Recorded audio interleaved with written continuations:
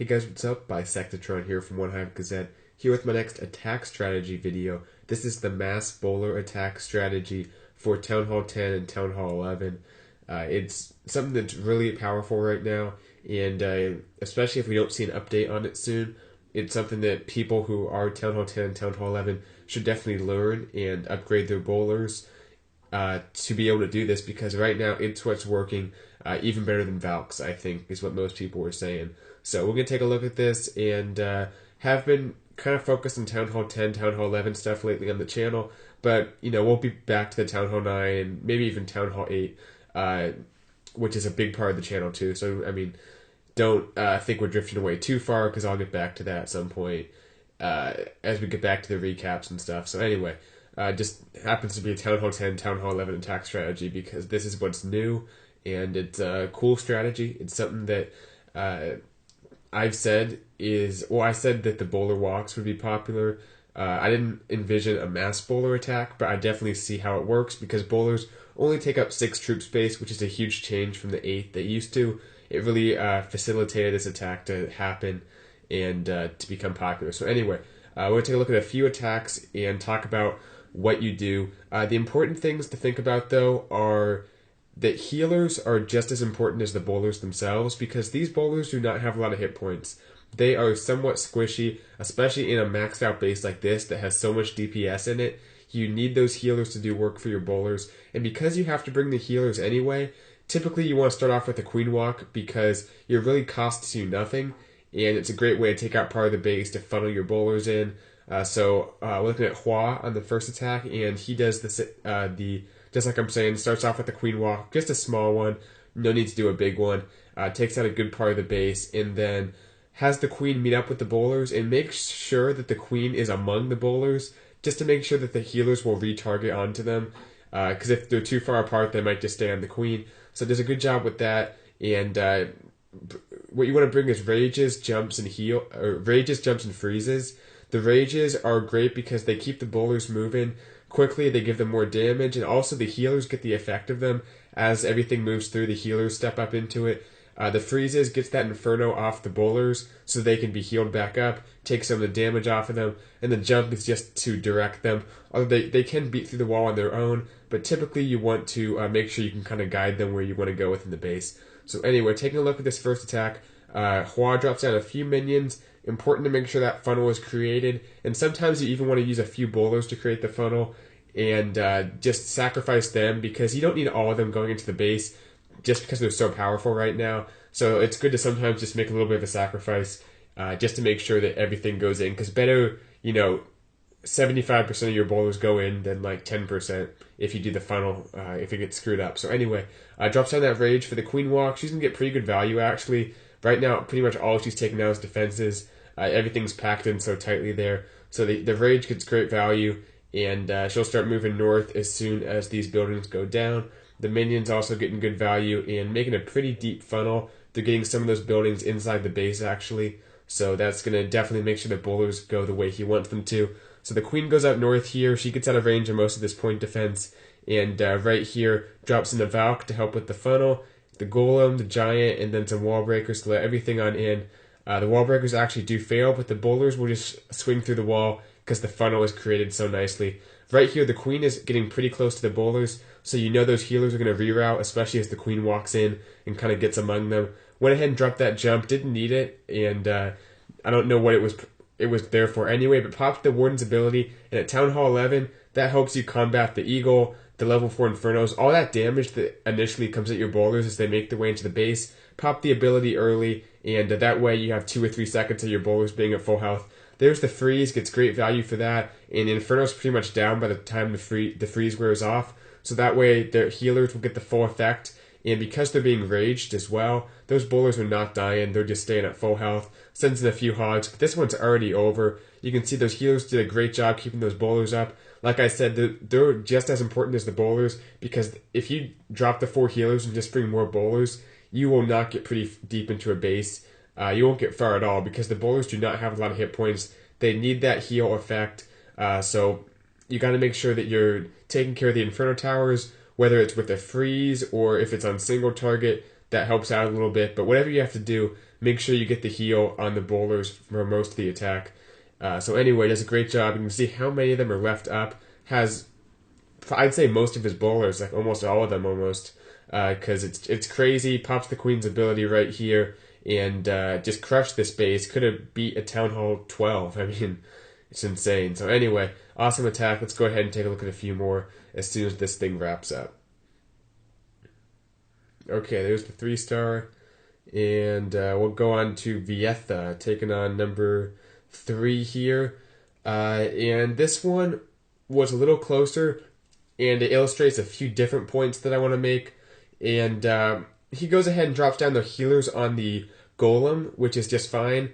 And I think that's something that, however you do it, you want to make sure you get value for those healers at the beginning of the attack, whether you're dropping it on the initial bowlers for the funnel, or you're dropping it for the golem or the queen like we saw in the last attack. Some kind of value for them, because they typically will retarget, so you'll still get the main purpose of them, but also getting value at the beginning is great. Right here, though, he doesn't have any freezes, so the Warden's ability is great. It keeps those bowlers up, but right here, they start going down pretty quickly because both those multi-infernos are targeting almost exclusively bowlers, and because they don't have a whole lot of hit points, they go down very quickly. So even though he ran through the space pretty fast, most of his bowlers are already dead. So I think bringing a freeze, or maybe even attacking the base from a different angle, where both those infernos aren't being dealt with at the same time, would have made this a more easy 3-star. I mean, it was still a great attack. It's always hard to 3-star a Town Hall 11 with these maxed out defenses, but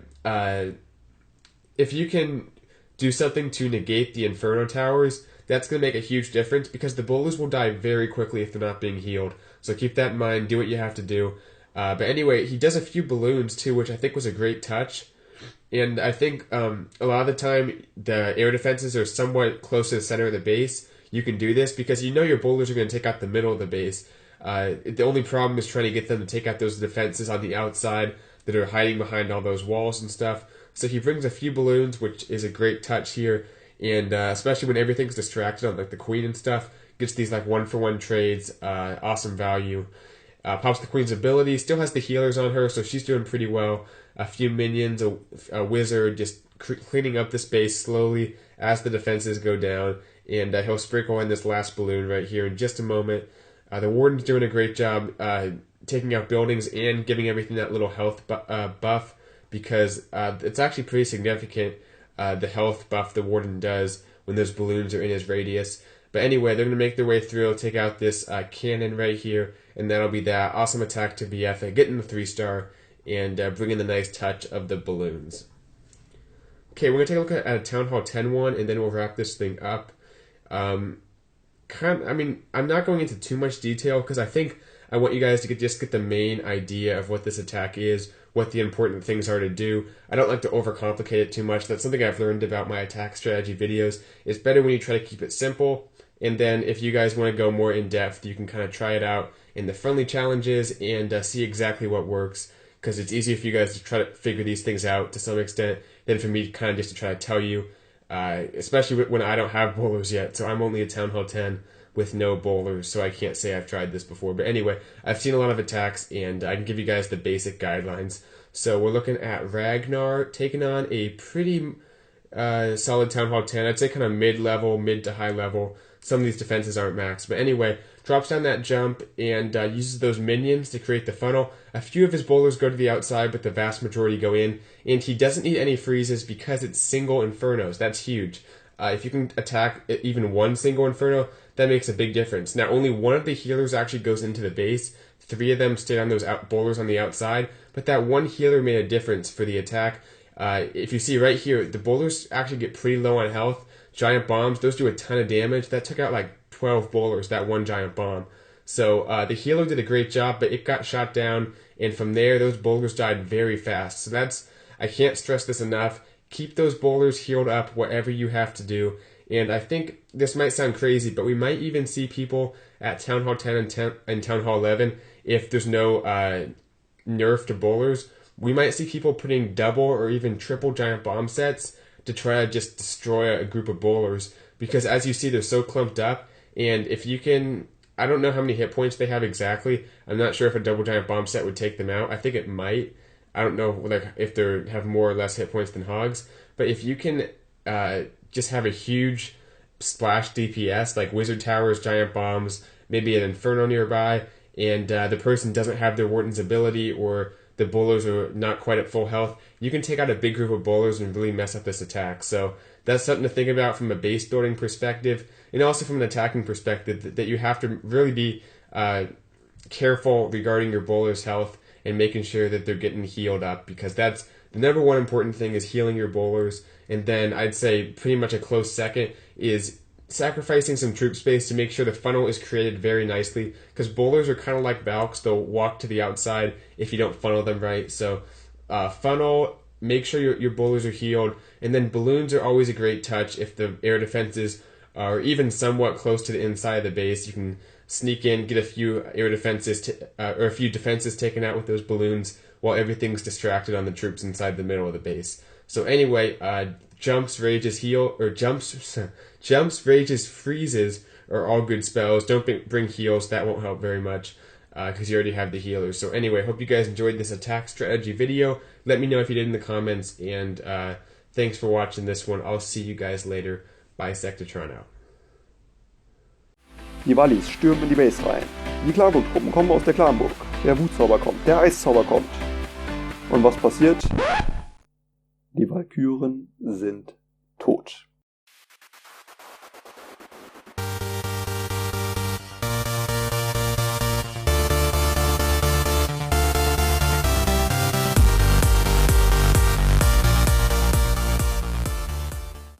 Hallöchen und schön, dass du wieder eingeschaltet hast zu einer neuen Folge Clash of Clans. Heute haben wir ein ganz besonderes Thema, doch bevor ich zu diesem Thema komme, möchte ich mich nochmal ganz herzlich bei euch bedanken, dass ihr wieder eingeschaltet habt und dass ihr so schön mit dabei seid hier bei den Tutorials, bei den Tipps und Tricks und bei den kleinen Videos, die ich euch so präsentiere und zeige. Zunächst mal die Frage an euch, wie findet ihr die Videoqualität? Ist die in Ordnung? Wollt ihr lieber 720p oder lieber in 1080p? Was schaut ihr am liebsten und wie ist die Qualität? Wie ist die Audioqualität? Auch eine ganz wichtige Frage. Ich habe seit dem 5. Video oder sowas von letztem habe ich angefangen mit dem Headset aufzunehmen. Findet ihr das in Ordnung? Ist das zu leise? Ist das zu laut? Ist das irgendwie zu dumpf oder sowas? Braucht ihr da irgendwie was Besseres? Oder ja, wie findet ihr das? Würde mich freuen, wenn ihr mir da mal ein kleines Feedback gibt und mir das mitteilt. Ja, nun zu dem wichtigen Thema, um das es sich heute handelt. Und zwar, was kann man gegen Walküren machen? Seit dem neuen Update hier im Jahr 2016, seitdem die Walküren nun auf Level 5 geupgradet sind, ist das Thema wieder in aller Munde. Jeder verwendet sie, jeder greift mit ihnen an.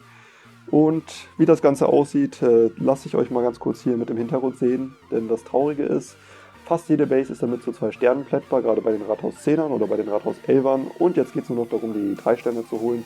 Wie kann man sich dagegen verteidigen? Was ist besonders wirksam?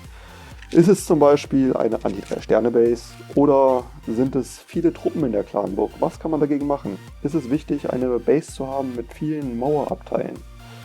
Diese ganzen Fragen, denen stellen wir uns heute und schauen uns das Ganze an, auch anhand eines Beispiels, was sehr, sehr wirksam dagegen ist. Ich kann euch schon mal vorweg sagen, wir haben hier im Clan War ziemlich häufig die Walli-Taktik. Die verwenden wir als auch unsere Gegner. Und wir haben ein besonderes Mittel, das super gut gegen die Wallis funktioniert. Ja, so, ihr seht hier mal ganz kurz, ihr seht hier beim Video wieder die Wallis durch die Base rennen von Senior James. Der liebe Herr Ananas aus unserem Clan verwendet die Taktik auch schon sehr gut, hat zwar seine starken Helden noch mit dabei, aber wie ihr seht, sind das knappe 2 Sterne, also es wären fast 3. Wir sind hier schon bei 61%. Ich speede das Ganze mal ab. Und ja, ihr seht schon, es kommt den 3 Sternen ganz gefährlich nahe. Nun, was kann man dagegen machen? Ihr habt auf meinem Channel schon Anti-3-Sterne-Bases gefunden. Die sind recht hilfreich. Es wurde auch schon ein Kommentar darunter geschrieben. Da macht man einfach ein Erdbeben-Spell drauf und schon hat man alles offen. Das stimmt soweit. Aber wenn derjenige ein Erdbeben-Spell verwendet, dann habt ihr einen riesen Vorteil. Und das Ganze möchte ich euch gleich anhand eines nächsten Videos zeigen. Machen wir hier nochmal mal 4 Speed, 40 Sekunden noch. Die Queen schafft es nicht mehr, bricht dann noch durch die Mauer durch. kommst du zu den Abteilen, aber da vorne sind noch 2 Tesla und damit war es der Angriff. 93%, keine 3 Sterne, hat der Gegner nochmal Glück gehabt. Also, zunächst mal die Frage, helfen viele Planburg-Truppen? Da kann ich euch schon so am Anfang sagen, das hilft nicht. Denn was machen die Gegner dagegen? Die bauen Giftzauber. So, 2 Giftzauber sind eure ganzen kleinen Truppen kaputt. Die Wallis rennen durch die Base, 3 Sterne, boom, kaputt. Aber, was geholfen hat, zum Beispiel wurde der Timo bei uns angegriffen. Wo ist der Angriff? Da ist er. Vom Senior James. Von dem, den wir gerade gesehen haben. Der selbst mit Wallis angreift. Der genau weiß, die Wallis sind stark, ich baue eine Base gegen Wallis. Wir haben hier eine relativ starke Anti-3-Sterne-Base. Mit 2 Infernos, die zwar mit einem Jump-Zauber erreichbar sind, aber ansonsten viele kleine Abteile und so weiter. Aber was passiert, wenn man diese Base mit Wallis angreift? Ihr seht schon, es geht los. Die Spannung steigt. Wird er die Base einfach so kaputt machen? Ihr habt gerade schon gesehen, er hat gefailt. Wie konnte er den Angriff failen? Und jetzt kommt's. Die Wallis stürmen in die Base rein. Die Klarburg-Truppen kommen aus der Klarburg. Der Wutzauber kommt, der Eiszauber kommt. Und was passiert? Die Walküren sind tot. Ja, meine lieben Damen und Herren, wie du gerade eben erkannt hast, sind die ganzen Walküren gestorben. Und trotz der 2 30er Helden kommen hier am Ende gegen diese relativ schwache Rathaus 10 Base, die fast nur Rathaus 9 Def hat, bis auf die Infernos und mal eine Kanone. 42% raus und das mit 14 Level 5 Walküren. Ja, so, und jetzt schauen wir uns das ganze Wunderwerk an. Was war der ganze Trick an der Sache? Das spulen wir mal ganz schnell zu dem wichtigsten Moment vor. Er baut hier einen Gang, macht das sehr, sehr gut. Magier dahinter, springt in der Mitte auf, schickt die Gegens vor und schickt die Walküren rein. So, Riesen, Walküren, Ansturm. Zermalme normalerweise alles. Rennen zum nächsten Dorf in die Mitte, ein paar kleine Kanonen. Und ihr seht es, der Erdbebenspray verdeckt es so leicht. Aber was ihr hier in der Clanburg vorfindet, ist ein Golem. Ja, was machen die Walküren? Nett wie sie sind, stürzen sie sich direkt auf die Clanburg-Truppen, was in dem Fall der Golem ist. Die Queen ist hier am Schießen, ein X-Bogen am Schießen, er hat den da oben gefriest, aber die Walküren zerploppen. So, wieso ist das Ganze passiert? Eine ganz, ganz simple Sache. Der Golem macht einen sehr, sehr starken Flächenschaden. Erinnert ihr euch, wenn der Golem angreift, wenn er zerploppt, neben dem Rathaus zum Beispiel, und noch eine Menge Damage macht? Genau das passiert auch mit den Walküren. Die Walküren gehen auf den Golem, der Golem zerploppt, zusammen mit einer Bombe von dem Ballon und zusammen mit den Schüssen von der Queen zum Beispiel oder von dem X-Bogen. Plups, haben sich die Wallis in Rauch aufgelöst und der ganze Angriff ist zunichte. Das Einzige, was man dagegen machen kann, ist, man muss die Clanburg-Truppen holen.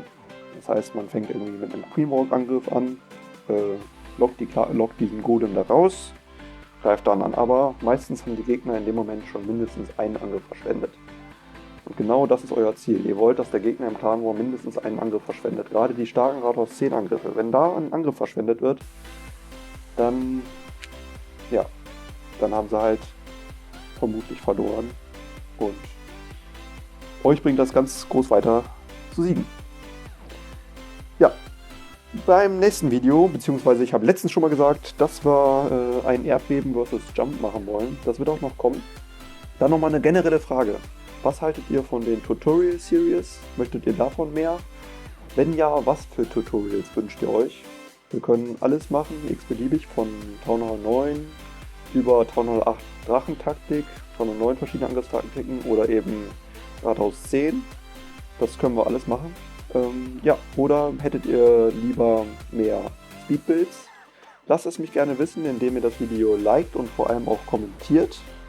Dann weiß ich immer, was los ist, weiß, was ihr gerne mögt, was ihr gerne sehen wollt. Und ich hoffe, ich habe euch mit dieser Folge ein wenig geholfen. Egal. Ich hoffe, ich habe euch geholfen, dass ihr bei Clash of Clans ab sofort nicht mehr direkt von Walküren geplättet werdet. Jetzt habe ich es. In dem Sinne wünsche ich euch allen noch einen wunderschönen Tag. Genießt den Sonnenschein draußen und wir sehen uns beim nächsten Mal zu einer neuen Folge Clash of Clans beim Dancer. Auf Wiedersehen, ciao!